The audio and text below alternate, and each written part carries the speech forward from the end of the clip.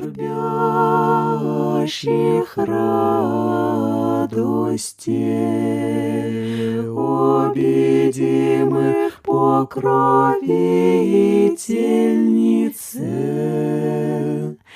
зриши мою беду, зриши мою скорбь,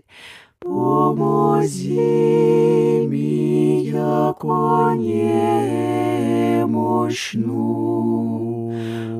окорми мя, яко странно,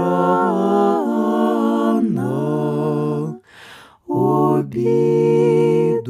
мою веси, разреши то, яко воля